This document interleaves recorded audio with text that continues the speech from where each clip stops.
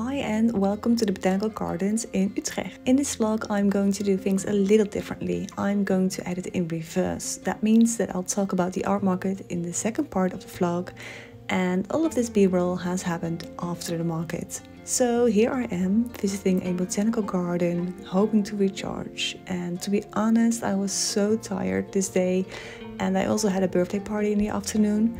And I really thought I would draw and get inspiration, and I did get some inspiration, but I didn't draw at all. I was just quite tired, honestly. May has been really busy, and somehow it always is. It's like high season for photography. There are lots of birthday parties, events going on. It's always crazy. And after being so busy, I'm feeling a little burned out at the moment. And I also wanted to address something that I'm thinking about a lot lately, and something I maybe want to make videos about, and that's videos about being lonely as a freelancer. In my case, I'm a freelance photographer, an illustrator that works from home, and I'm also single, and thus I live alone. And I've always been a loner, but even I can get lonely. And I sometimes think about getting a normal job or maybe even a boyfriend, just for the sake of having a buddy. Don't get me wrong, I have friends, but they're busy with their families, and most of them have children too, or they live in a different city, and everyone is just so busy. And honestly, thinking about heterosexual guys just makes me tired, so I'm really not planning to get a boyfriend, because they are most of all really annoying. I am sorry if I'm now offending heterosexual men. I wanted to say it's me, it's not you, but it's you. I'm sorry. So freelance life can get quite lonely and isolating, and maybe some of you will recognize this. Please let me know. I might make a proper video about the subject. It's just been on my mind lately. So I'm not necessarily trying to make new friends, because we all know how hard that is, and especially at our age. I am 37, but I do really want to get more out of the house. I'm really looking into hobbies and sports. Last week I went bouldering, which is climbing in a hall inside, but I really still am in search for a little body for that. It's really hard because lots of people have children and families, and it's hard to find a buddy. And I also got an email that there was a spot left at the sewing class that I signed up for 1.5 years ago, because I also feel so guilty for not sewing anymore. I am in this spiral where I just keep on doom scrolling, and for some reason I find it really hard to do something else besides gardening. It's like I can only hyper focus on one hobby instead of having so many, and that's also something that's been really bothering me. So I hope soon to have a bit more time and spend a lot of time on all my different hobbies. And that being said, I spend a lot of time in the garden lately, and thank you for love on the garden video. And here you'll see me planting the last seedlings and trying to get rid of some more tiles. And those tiles were quite a story, but I'll talk about that later in depth in a proper garden video follow-up, because I'm gonna make another video about the garden in summer, because I think it's going to explode. We've had quite a lot of rain lately, finally. We had a dry spell, and it was so needed, and it looks a lot better now. But more on that later. Now we're gonna go to the second part of the video, which is the rant about the art market. I am really tired in this video, I think. So the English isn't Englishing, if you know what I mean. So it will be a bit hard to watch, but please, if you are an illustrator and interested in art markets, it might be a little bit interesting to you. I don't know. But anyway, bye. Hello, I am on my way. My neighbor is singing, so I'm not sure if you can hear him. But I'm wearing my puppy shirt, which is very on brand because I make art with puppies. Poppies, not puppies, poppies. It's a bit grey outside, but it's going to be dry all day, so that's perfect. And yeah, looking forward to it, and we'll just see how it goes.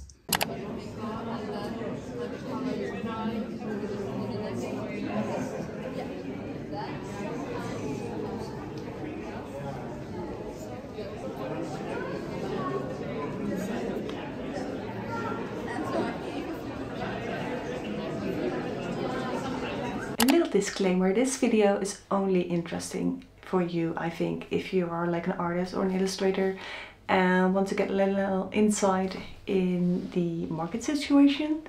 Otherwise, it's not going to be so interesting because I just re-watched or skimmed the last video I made about the market, and that looked a lot cuter than this one.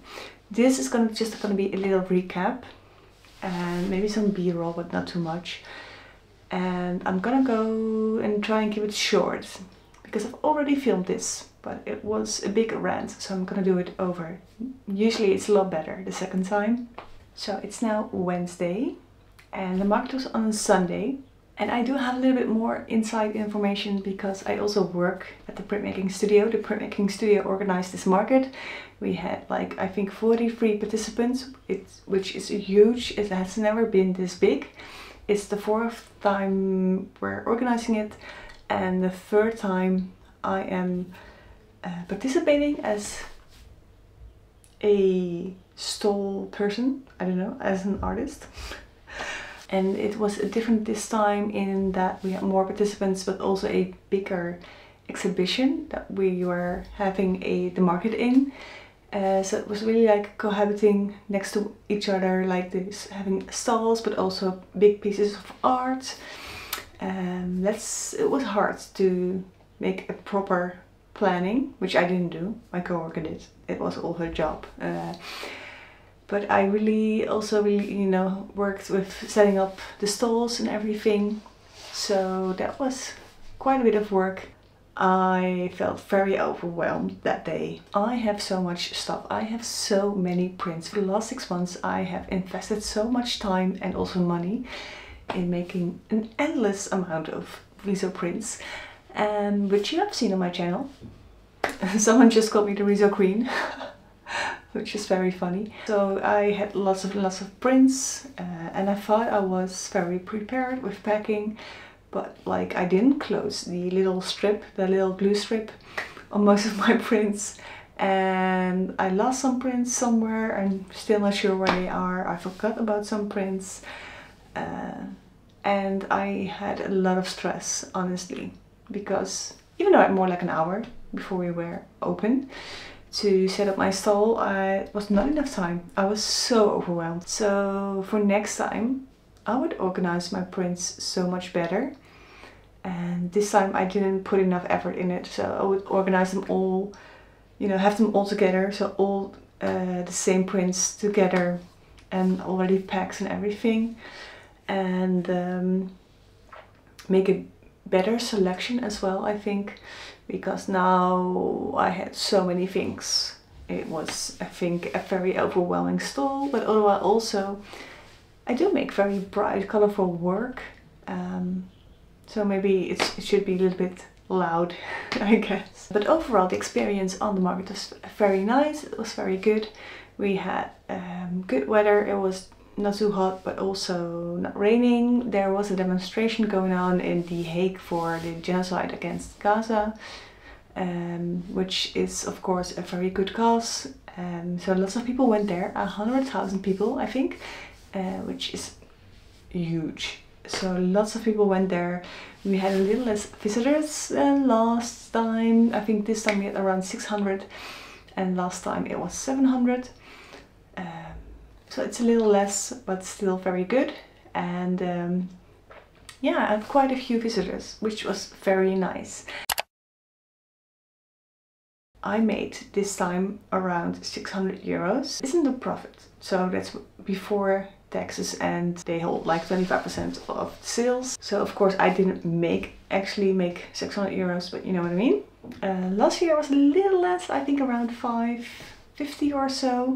So I'm very pleased. I had hoped to sell more, honestly. I only sold one puffin print. Like I have this print, which is like one of my most popular prints. I mean, everyone loves puffins, and I sold one, which is crazy. I did sell 5 for the last few weeks in the physical store of the printmaking studio, even on the same day, one, which is funny. But yeah, but I'm not complaining. They are really hard to print anyway, so it's all fine. But surprising What did sell well and surprised me were the Japan prints, the Japan Riso prints, A4 size. I had originally made them like an A5 size, which is the same size as this one. And I didn't sell any of those, but I did sell like 7 Japan prints in A4 size. Another observation I made is that people love to buy A4 sized prints. I'm not sure why, because, well, they are cheaper than my A3 size prints, so I think that's also a big thing. But they're also, I think, better to hang somewhere, like maybe easier to get a little frame for it and doesn't take up as much space as an A3 size one. But then again, A3 size is also not huge. So I always think I would sell more, but I never really sell a lot of A3 size prints. Last time I think I sold 3 A size prints, and this time I think 4, 5. So it's not really that much more. Yeah, I sold like 11 A4 size prints and just 2 A5 sized, and also 3 lino cuts. This time I really put the focus on my Riso prints, which is something I've been doing lately a lot. And I also brought my Toyobo etchings with me, but they are totally different vibe. I really understand. I never thought I would sell one of those, but really felt like showing them. I also got the most questions about them because they were, I think, such a different style that everyone's like, what's this? Which was also you know, it's also funny, and it's also nice to talk about your art and techniques. It's also something that I really like to do, like explaining everything. And I sold the puffing cards. I think I've sold them the most, like 8 sets. And the puffing cards are like just not even offset printed, but like digitally printed, so they're not officially a printmaking technique. But I thought I'd just bring them with me anyway, because cards always sell well. And I had like little sets of 4 different kinds. So I had like 4 different ones. They were all one set.